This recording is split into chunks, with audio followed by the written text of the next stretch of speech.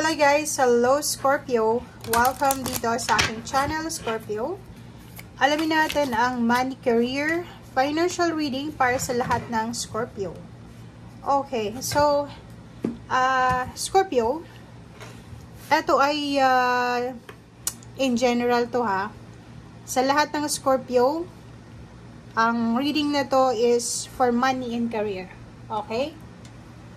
So, kung ano man ang lumabas dito, kung talagang resonated sa'yo, tanggapin mo. If ever hindi resonated sa'yo, wag natin kukunin yung energy. Okay? So, first card natin, sinasabi ng baraha, nasa ang lupalop ka man ng mundo, nasa ang lugar ka man ng Scorpio, lahat daw ng hinihingi mo sa universe, sa ating Panginoon, regarding sa money, matatanggap mo to during summer season. So, kung nasa Pilipinas ka, tapos na, 'di ba? Kasi tapos na yung summer. Okay, June na eh, 'di ba? So, tag-ulan na. So, kung nasa ibang bansa ka naman, sa either Europa, matatanggap mo etong manifestation mo na to during the month of June, July, August. 'Di ba? So, ito siya. So, kung ano man itong hinahanap mo, basta sinasabi ng baraha, sa mainit na panahon, matatanggap mo siya. Ano to? So, second, pwedeng bahay, bagong bahay, Scorpio.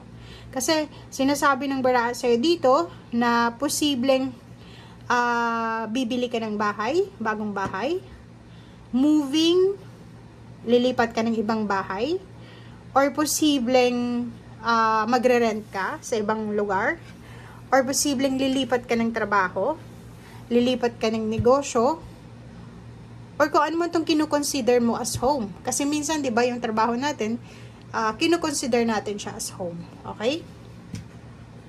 So, etong diet na to, hindi naman siya related sa money, pero kung iisipin mo, yung physical body mo, yung health mo is wealth.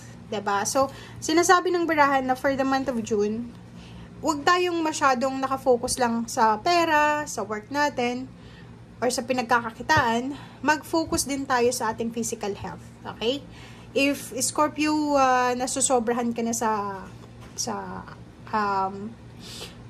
hindi ka makatulog sa gabi, or panggabi yung trabaho mo, or hindi ka nakakakain ng tama, hindi na healthy yung diet mo, dito sinasabi na kailangan mo ng moderation, kailangan mo i-improve yung diet mo, physical, para ma-improve din yung iyong physical body, para mas lalo kang maging strong and magawa mo yung lahat ng mga obligations mo sa trabaho or sa work. Okay.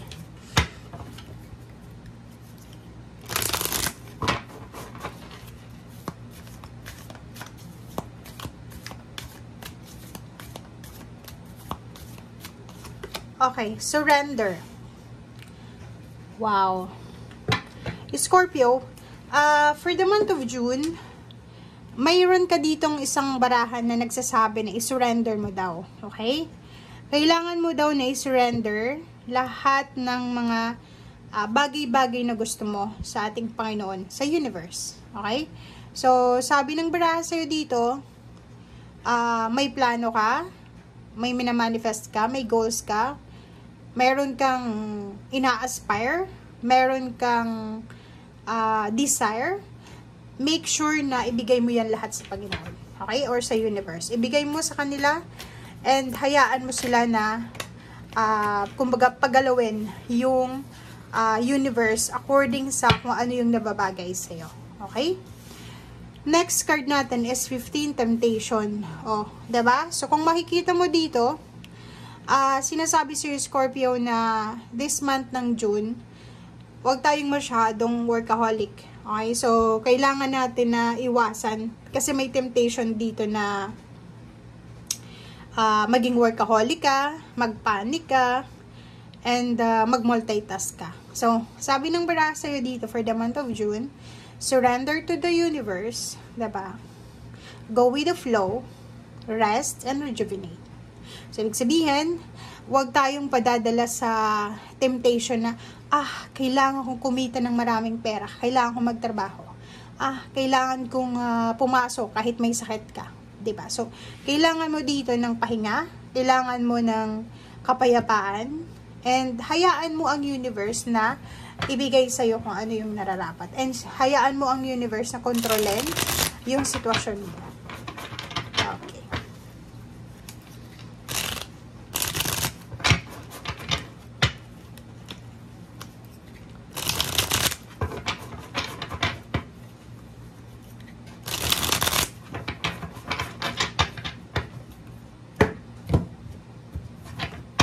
Okay, Scorpio.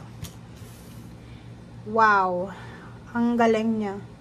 Alam mo tong Chariot na to, resonated siya dito sa new home.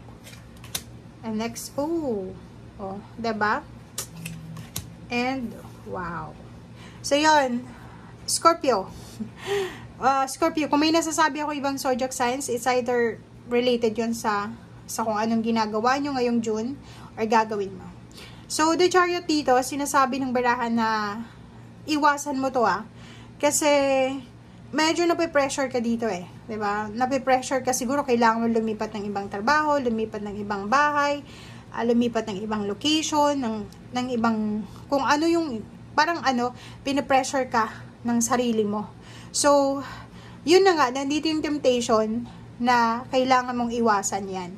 Kailangan mong mag-go with the flow ngayon Hayaan mo. Kasi, etong Chariot na to, mabilis tong actions diba? So, yung parang, hindi ka makikinig sa katawan mo.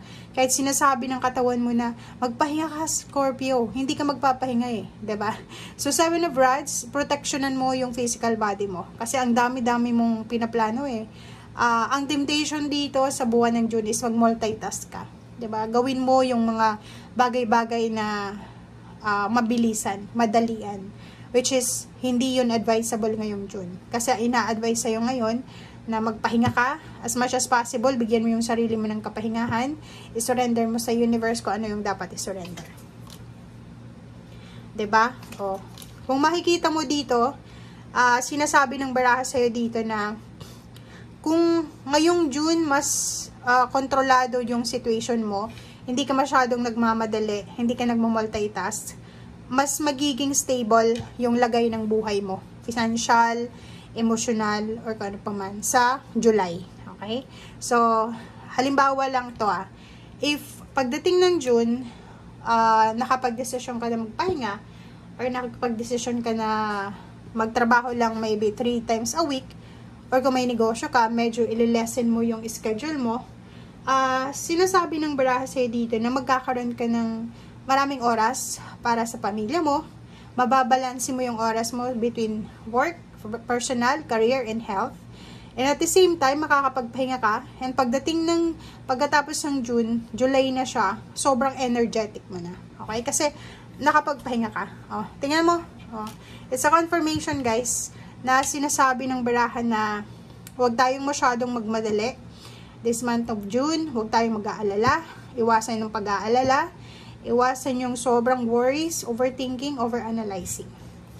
Kasi, sayang sayang yung oras. Okay? So, if ever man, tingnan mo, 9 of Rods. If ever man nakakaramdam ka ng pagod, okay?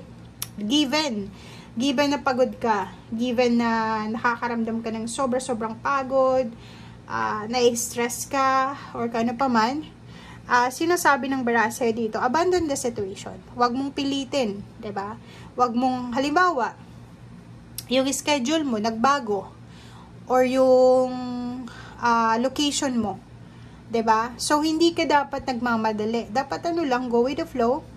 Huwag mong kontrolin yung situation, and yun, abandon the situation. Abandon the situation na, kailangan kong magmadali, kailangan kong ganito, ganyan, kailangan kong i-rush yung bagay-bagay.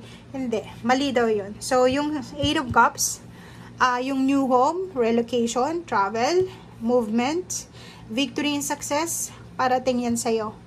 Sa right timing, sa right na pagkakataon, right situation. And, mas maganda na makuha mo yung success na to, depende sa galaw ng universe. Or parang, sa tamang timing ba? Right timing. Hindi yung puwersa mo, hindi lang dahil sa pressure ka, or hindi dahil sa, ang tawag dito, yung ginawa mo dahil wala kang choice. So, kailangan, hinog siya. Hindi siya hinog sa pilit. Dapat hinog na hinog talaga siya. Okay? Parang hinog siya sa puno. Para mas matamis yung paglasap mo ng tagumpay. Okay? So, thank you guys and see you again. Bye!